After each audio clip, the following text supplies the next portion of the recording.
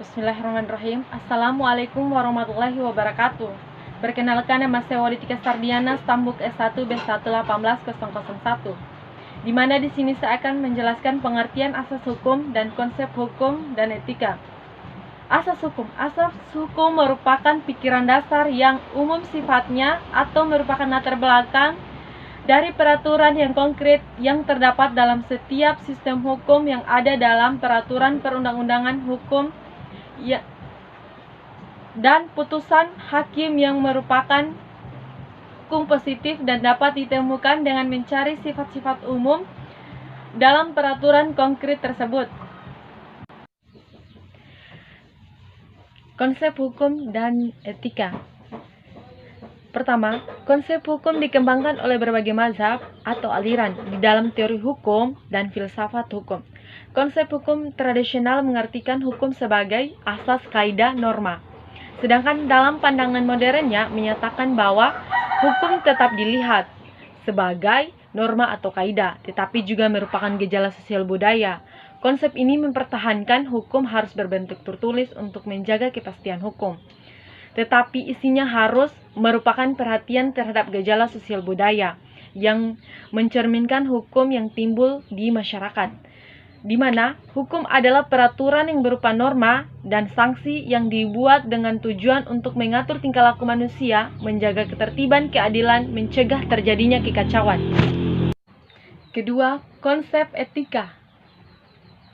Secara etimologis, istilah etika berasal dari bahasa Yunani kuno, yaitu ethos dalam bentuk tunggal, dan taeta dari bentuk jamak, yang artinya adat kebiasaan. Istilah etika setidaknya memiliki 3 arti. Pertama, etika adalah nilai-nilai, norma-norma, dan moral yang menjadi pegangan bagi seseorang atau suatu kelompok dalam mengatur tingkah laku.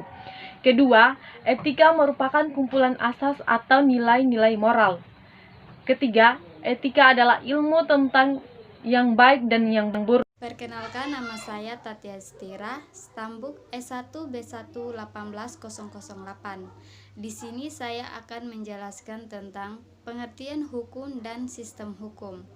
Hukum adalah sistem yang terpenting dalam pelaksanaan atas rangkaian kekuasaan kelembagaan dari bentuk penyalahgunaan kekuasaan dalam bidang politik, ekonomi, dan masyarakat dalam berbagai cara dan bertindak sebagai perantara utama dalam hubungan sosial antara masyarakat terhadap kriminalisasi dalam hukum pidana.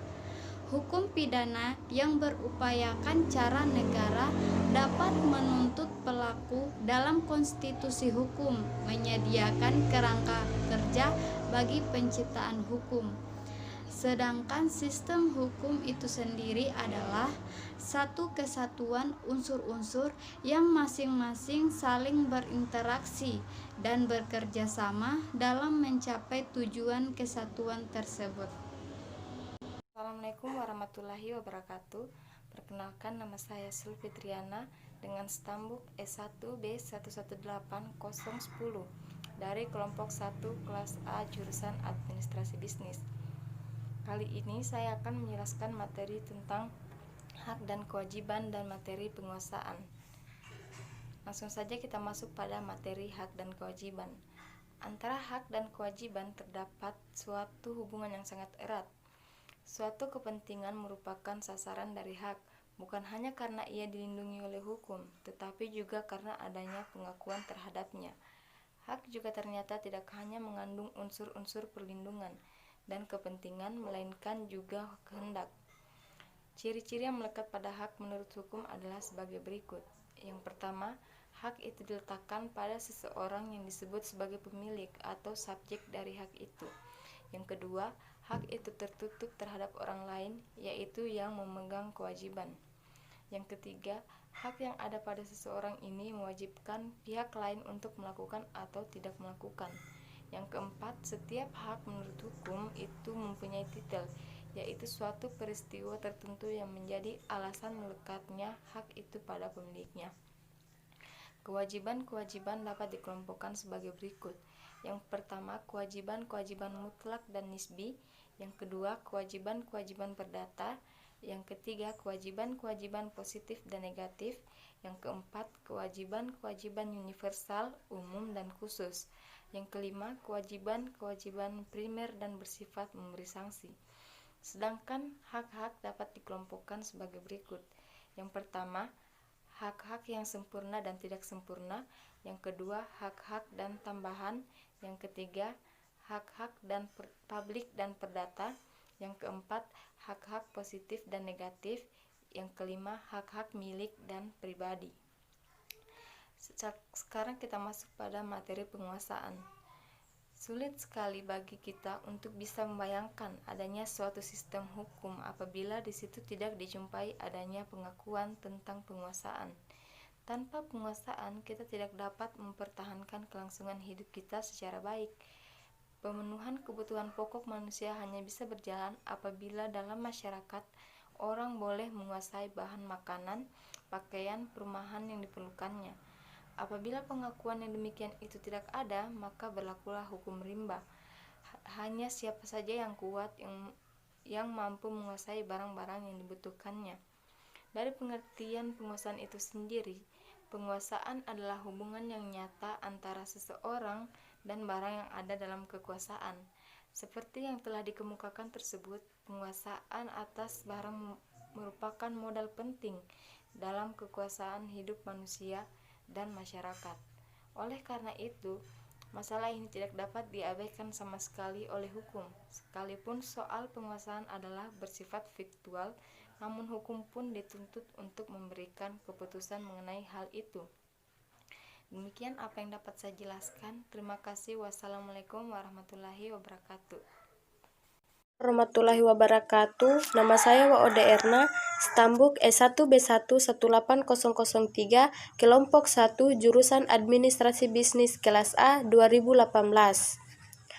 Kali ini saya akan memaparkan pemahaman saya mengenai beberapa konsep hukum, yaitu pemilikan. Berbeda dari penguasaan, maka pemilikan ini mempunyai sosok yang lebih jelas dan pasti. Ia juga menunjukkan hubungan antara seseorang dengan objek yang menjadi sasaran pemilikan. Namun, berbeda dengan penguasaan yang lebih bersifat faktual, maka pemilikan terdiri dari suatu kompleks hak-hak yang semua dapat digolongkan ke dalam ius in rem. Karena ia hanya berlaku terhadap semua orang, berbeda dengan ius personam yang hanya berlaku terhadap orang-orang tertentu saja. Selanjutnya yaitu tentang konsep orang. Konsep tentang orang dalam hukum memegang kedudukan sentral oleh karena semua konsep yang lain seperti hak, kewajiban, penguasaan, pemilikan, hubungan hukum, dan seterusnya pada akhirnya berpusat pada konsep mengenai orang ini. Orang inilah yang menjadi pembawa hak, yang biasa dikenal kewajiban, dan seterusnya, sehingga tanpa ia semuanya tidak akan timbul. Begitupun dengan sebaliknya, karena adanya orang inilah hukum lalu menciptakan berbagai konsep sebagai sarana yang dibutuhkan oleh kehadiran orang dalam masyarakat ini. Sekian, itu saja yang dapat saya jelaskan. Wassalamualaikum warahmatullahi wabarakatuh. Bismillahirrahmanirrahim. Assalamualaikum warahmatullahi wabarakatuh. Ya, perkenalkan, nama saya Yusuf, Stambuk S1 B1 18004, jurusan Administrasi Bisnis, Fakultas Ilmu Sosial dan Ilmu Politik. Ya, saya berasal dari kelompok 1. Di sini saya akan menjelaskan sedikit pemahaman saya terkait materi tentang hukum dan etika bisnis. Dan yang saya akan jelaskan di sini bukan keseluruhan dari hukum dan etika bisnis, melainkan bagian dari hukum dan etika bisnis, yaitu mengenai pengertian etika dan klasifikasi etika. Ya, masuk pada poin pertama, yaitu pengertian etika. Yang dimana etika itu berasal dalam bahasa Yunani, yaitu ethos, yang artinya watak, kebiasaan, atau adat istiadat. Etika biasanya berkaitan erat dengan perkataan moral, yang merupakan istilah dari bahasa Latin, yaitu mos, yang berarti juga adat kebiasaan atau cara hidup seseorang dengan melakukan perbuatan yang baik. Etika dan moral kurang lebih sama pengertiannya, tetapi dalam kegiatan sehari-hari terdapat perbedaan. Perbedaan tersebut yaitu yang dimana moral atau moralitas untuk penilaian perbuatan yang dilakukan, sedangkan etika adalah untuk pengkajian sistem nilai-nilai yang berlaku. Ya, mungkin itu pengertian singkat dari etika. Ya, lanjut pada poin berikutnya, yaitu tentang klasifikasi etika, di mana menurut buku yang berjudul Hukum dan Etika Bisnis, karangan dari Dr. Haji Budi Untung, yang dimana etika dapat diklasifikasikan menjadi 5 bagian. Yang pertama yaitu etika deskriptif, kedua etika normatif, etika deontologi, 4 etika teleologi, dan yang terakhir yaitu etika relativisme. Masuk pada poin pertama, yaitu pengertian etika deskriptif. Yang dimaksud dengan etika deskriptif yaitu etika yang dimana objek yang dinilai adalah sikap dan perilaku manusia dalam mengerjakan tujuan hidupnya sebagaimana adanya. Nilai dan pola perilaku manusia sebagaimana adanya ini tercermin pada situasi dan kondisi yang telah membudaya di masyarakat secara turun-temurun. Sedangkan poin kedua yaitu etika normatif. Etika normatif yaitu sikap dan perilaku manusia atau masyarakat sesuai dengan norma dan moralitas yang ideal. Etika ini secara umum dinilai memenuhi tuntutan dan perkembangan dinamika serta kondisi masyarakat. Adanya tuntutan yang menjadi acuan bagi masyarakat umum atau semua pihak dalam menjalankan kehidupannya. Dan poin ketiga yaitu etika deontologi. Yang dimaksud dengan etika deontologi yaitu etika yang dilaksanakan dengan dorongan oleh kewajiban untuk berbuat baik terhadap orang atau pihak lain dari pelaku kehidupannya. Bukan hanya dilihat dari akibat dan tujuan yang ditimbulkan oleh sesuatu kegiatan atau aktivitas, tetapi dari sesuatu aktivitas yang dilaksanakan karena ingin berbuat kebaikan terhadap masyarakat atau pihak lain. Poin keempat yaitu etika teleologi, adalah etika yang diukur dari apa tujuan yang dicapai oleh para pelaku kegiatan. Aktivitas akan dinilai baik jika bertujuannya atau tujuannya baik. Artinya sesuatu yang dicapai oleh sesuatu yang baik dan mempunyai akibat yang baik, baik ditinjau dari kepentingan pihak yang terkait maupun dilihat dari kepentingan semua pihak.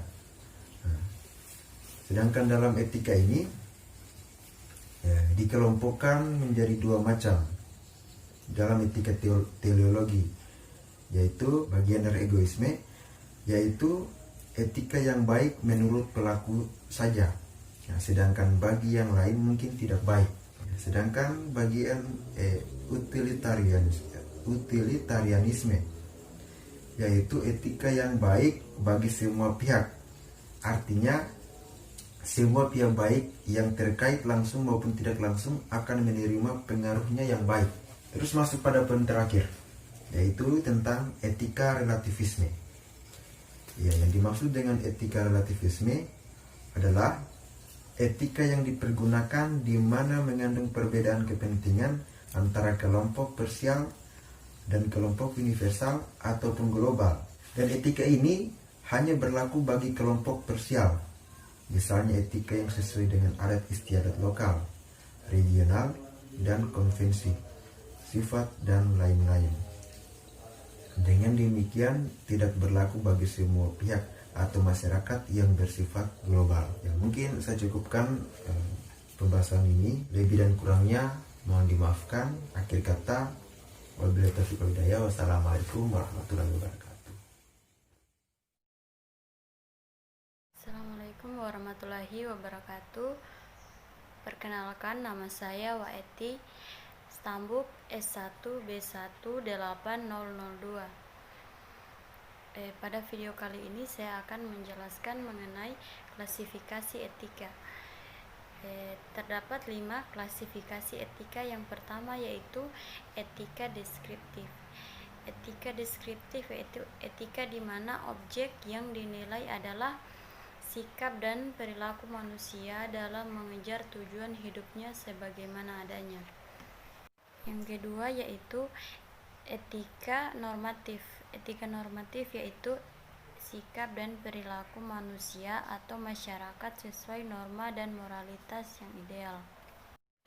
Yang ketiga yaitu etika deontologi. Etika deontologi yaitu etika yang dilaksanakan dengan dorongan oleh kewajiban untuk berbuat baik terhadap orang atau pihak lain dari perilaku kehidupan. Yang keempat, etika teleologi. Etika teleologi adalah etika yang diukur dari apa tujuan yang dicapai oleh para pelaku kegiatan. Yang kelima yaitu etika relativisme. Etika relativisme yaitu etika yang dipergunakan di mana mengandung perbedaan kepentingan antara kelompok parsial dan kelompok universal atau global.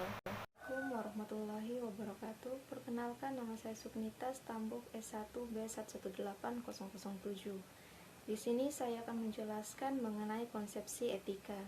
Konsepsi etika merupakan konsepsi norma dan moral di mana ia layak dipakai sebagai sumber acuan kegiatan tertentu di masyarakat sebagai dalam konteks hubungan sosial dan antarpersonal di masyarakat universal. Oleh karena itu, etika dapat diklasifikasikan menjadi 2, yaitu etika umum dan etika khusus. Etika khusus sendiri dikelompokkan lagi menjadi etika individual dan etika sosial. Etika sosial dikelompokkan kembali menjadi etika terhadap sesama, etika keluarga, etika profesi, etika politik dan lingkungan hidup, kritik ideologi. Etika profesi dikelompokkan menjadi media, bisnis, hukum, iptek, dan lain sebagainya. Oleh karena itu, etika kehidupan harus selalu mengacu kepada norma, moralitas sosial, dan undang-undang atau hukum yang berlaku serta disesuaikan dan disosialisasikan dengan dinamis yang berkembang di masyarakat. Di lain pihak, norma merupakan aturan atau konvensi yang berlaku di masyarakat. Norma sendiri dapat dikelompokkan menjadi 2, yaitu norma tertulis dan norma tidak tertulis. Norma tertulis merupakan serangkaian aturan formal yang berlaku di masyarakat, sementara norma tidak tertulis merupakan suatu aturan yang secara informal atau tradisional berlaku di masyarakat. Sementara moralitas merupakan nilai-nilai yang dianut atau dipercaya keabsahannya di masyarakat. Unsur yang digunakan dalam moralitas adalah unsur kultur, adat istiadat, jiwa, dan naluri manusia. Bismillahirrahmanirrahim. Perkenalkan, nama saya Handi Rizka Stambuk S1 B1818009. Saya akan menjelaskan etika bisnis dan prinsip-prinsip etika bisnis. Yang pertama adalah etika bisnis. Etika bisnis adalah cara untuk melakukan kegiatan bisnis yang mencakup seluruh aspek yang berkaitan dengan individu, perusahaan, dan masyarakat. Etika bisnis memiliki peranan penting karena dapat membentuk nilai norma serta perilaku karyawan dan pembinaan guna membangun hubungan yang adil dan sehat dengan mitra kerja, pemegang saham, atau masyarakat. Ada 3 sudut pandang etika bisnis. Yang pertama adalah sudut pandang ekonomi, yang kedua sudut pandang hukum, dan 3 sudut pandang norma. Yang kedua adalah prinsip-prinsip etika bisnis. Yang pertama adalah prinsip otonomi, yaitu kemampuan mengambil keputusan dan bertindak berdasarkan kesadaran tentang apa yang baik untuk dilakukan, bertanggung jawab secara moral atas keputusan yang diambil. Yang kedua, prinsip kejujuran. Bisnis tidak akan bertahan lama apabila tidak berdasarkan kejujuran, karena kejujuran merupakan kunci keberhasilan suatu bisnis. Yang ketiga, prinsip keadilan, bahwa tidak seorang dalam berbisnis harus mendapatkan kelakuan yang sesuai dengan haknya masing-masing, artinya tidak ada yang boleh dirugikan haknya. Yang keempat, prinsip paling menguntungkan, agar semua pihak perusahaan untuk saling menguntungkan, demikian pula untuk berbisnis yang kompetitif. Kelima adalah prinsip moral. Prinsip ini merupakan dasar dalam berbisnis, di mana para perilaku bisnis dalam menjalankan usaha bisnis, mereka harus menjaga nama baik perusahaan agar tetap dipercaya dan merupakan perusahaan yang terbaik. Bismillahirrahmanirrahim. Assalamualaikum warahmatullahi wabarakatuh. Perkenalkan, nama saya Muhammad Faris Samsudin, Stambuk S1 B1 18006, kelas 4A, Administrasi Bisnis. Saya akan menjelaskan materi tentang memperkokoh etika bangsa. Salah satu hal yang paling penting dalam bangsa ini adalah para generasi pemuda dan pemudi yang harus kita perhatikan dan kita bina dengan baik, karena merekalah yang akan meneruskan cita-cita dan perjuangan bangsa ini menjadi lebih baik dan berwibawa ke depannya nanti. Dalam kehidupan berbangsa dan bernegara juga pun harus mempunyai etika agar tetap kokoh. Ada 6 perkara yang harus diperhatikan untuk membangun karakter bangsa. Mengutip dari jurnal Al-Tabib volume 6 nomor 1 tahun 2013, keenam cara itu ialah sebagai berikut. Yang pertama, penghormatan. Rasulullah SAW bersabda,